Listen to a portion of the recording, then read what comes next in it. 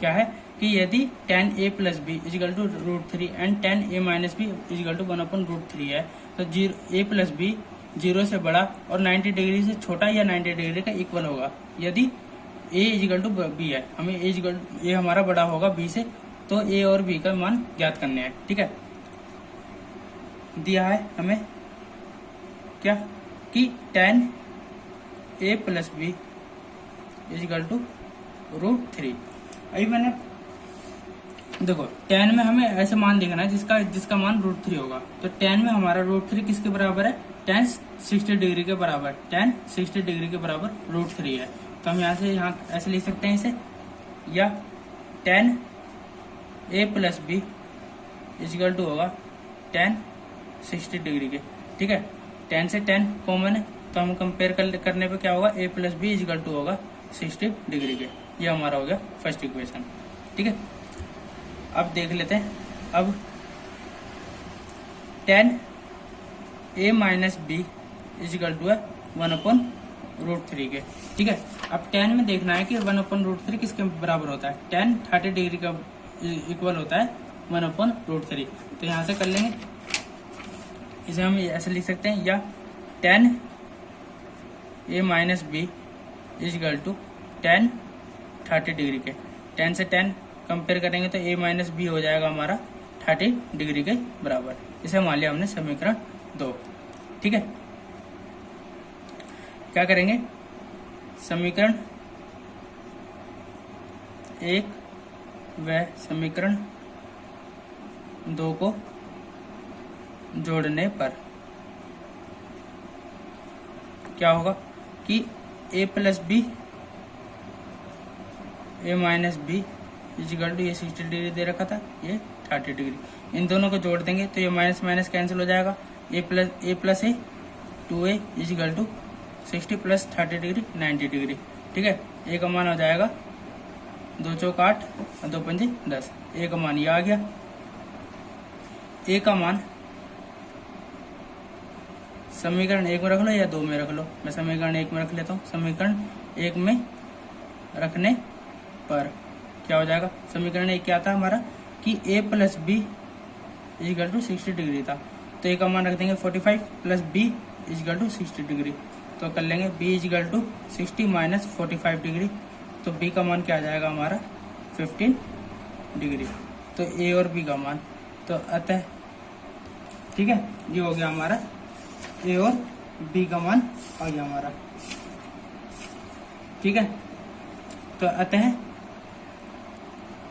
a is equal to 45 degree and b is equal to 15 degree हो गया। ठीक है, ये हमारा a और b का मान भी आ गया। ठीक है, अगला क्वेश्चन करते हैं, फोर्थ क्वेश्चन। फोर्थ क्वेश्चन क्या कह रहा है कि बताइए कि निम्नलिखित में कौन कौन सत्य है या असत्य है, कारण सहित अपने उत्तर की पुष्टि कीजिए। ठीक है, अब ये बताना है कि इसमें सत्य कौन सा असत्य कौन सा। ठीक है, sine a plus B is equal to sine a plus sine B होता है। मैंने आपको पहले लेक्चर में बताया था कि साइन a प्लस बी या फिर साइन a का मतलब ये नहीं होता कि साइन इंटू साइन a। ठीक है, इसे हम यहाँ पे सिद्ध कर लेते हैं।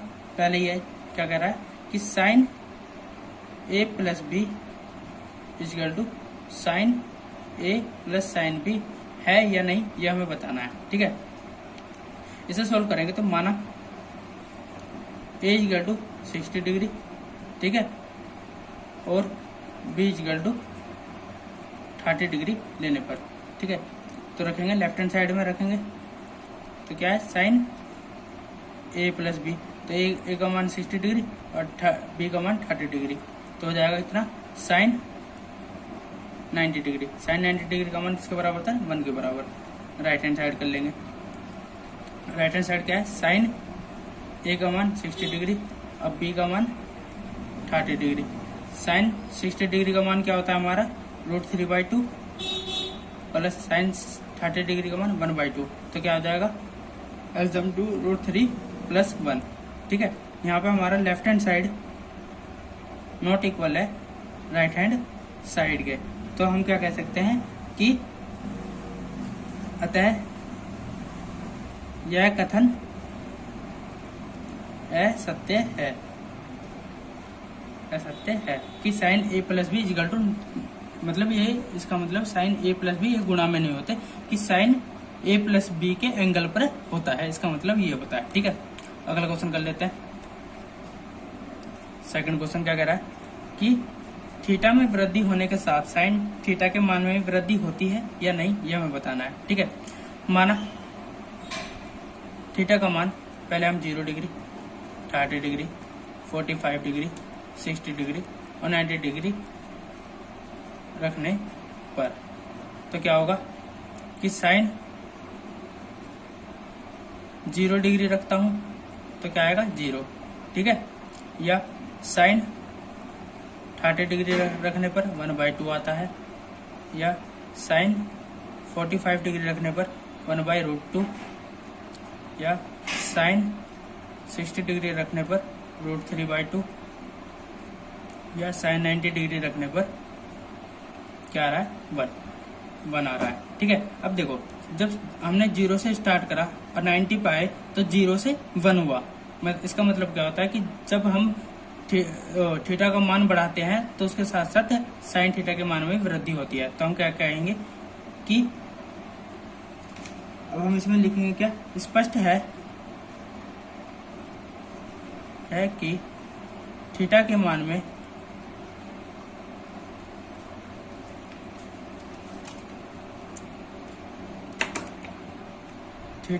में वृद्धि करने पर, वृद्धि होने के साथ साथ साइन थीटा के मान में भी वृद्धि होती है,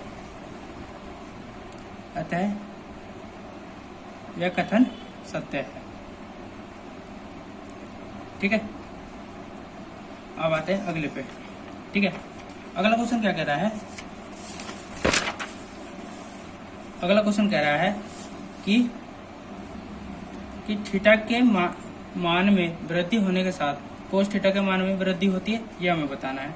ठीक है, थर्ड क्वेश्चन कर लेते हैं कि थीटा का मान, माना थीटा का मान 0 degree, 30 degree, 45 degree, 60 degree, 90 degree रखने पर क्या होगा कि कोस थीटा में कोस 0 डिग्री बराबर होता है 1 के, या कोस 30 डिग्री बराबर होता है √3/2 के, या कोस 45 डिग्री किसके बराबर होता है 1/√2 के, या कोस 60 डिग्री बराबर होता है 1/2 के, या कोस 90 डिग्री बराबर होता है 0 के। स्पष्ट है कि जैसे जैसे हमने 0 मतलब थीटा के मान में वृद्धि करा, ये 1 से 0 हो गया। ठीक है, तो हम कहेंगे कि थीटा के मान में वृद्धि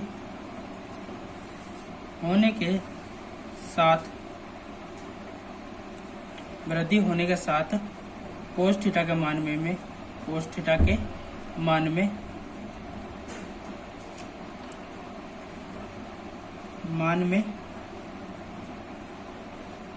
कमी होती है, अतः यह कथन असत्य है। ये हो गया हमारा थर्ड क्वेश्चन। फोर्थ क्वेश्चन देख लेते हैं। ठीक है, फोर्थ क्वेश्चन क्या कह रहा है,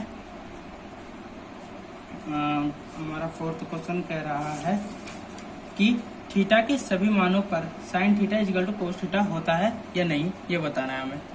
ठीक है, अब देखो थीटा का मान 0 डिग्री, 30 डिग्री, 45 डिग्री, 60 डिग्री और 90 डिग्री रख लेते हैं। तो क्या होगा कि sine theta is equal to cos theta करना है हमें। ठीक है, अगर मैंने थीटा का मान 0 डिग्री रखा तो 0 डिग्री रखने पर कोस 0 डिग्री, तो क्या होता है साइन 0 कितना होता है 0 और कोस 0 क्या होता है 1, जो नॉट इक्वल है। ठीक है, या को साइन 30 डिग्री रख लेते हैं और कोस 30 डिग्री। तो क्या हो जाएगा, साइन 30 डिग्री होता है 1/2 और कोस 30 डिग्री होता है √3/2। ये भी नॉट इक्वल होता है, ठीक है। या फिर हम रख लेते हैं sine 45 degree is equal to cos 45 degree, ठीक है। ये 1/√2 इजिकल टू 1/√2 होता है। इस केस में ये इक्वल होता है या sine 60 degree is equal to cos 60 degree, ठीक है।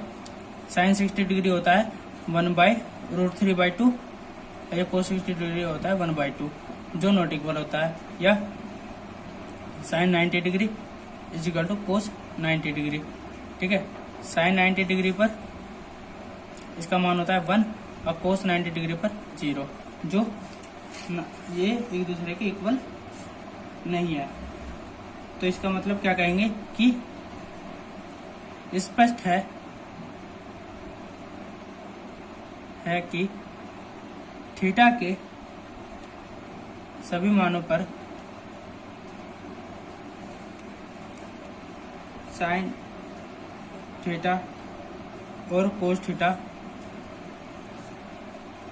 का बराबर होना संभव नहीं है, अतः यह कथन असत्य है, ठीक है। अगला क्वेश्चन कर लेते हैं, 5th क्वेश्चन, लास्ट क्वेश्चन है हमारा। क्या कह रहा है कि a इजिकल टू 0 डिग्री पर कोट a परिभाषित नहीं है, ये सिद्ध करना है, ठीक है। हमें दिया हुआ है क्या कि a इजिकल टू 0 डिग्री है, ये हमें दिया गया है। तो कोट a बराबर कोट 0 डिग्री, और कोट 0 डिग्री पर कोट 0 डिग्री पर क्या होता है, इन्फिनिटिव होता है। क्या होता है हमारा, इन्फिनिटिव होता है। क्या इन्फिनिटिव होता है। तो अतः दिया गया कथन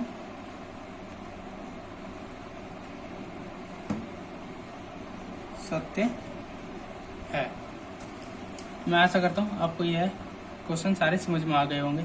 अगर आपको यह वीडियो पसंद आया हो तो आप इसे लाइक, कमेंट, शेयर और सब्सक्राइब जरूर कर दें, ठीक है। इससे आपके ये लाइक, कमेंट और शेयर और सब्सक्राइब करने से ये मुझे हौसला मिलेगा कि मैं आगे और वीडियो बनाऊं, ठीक है। धन्यवाद।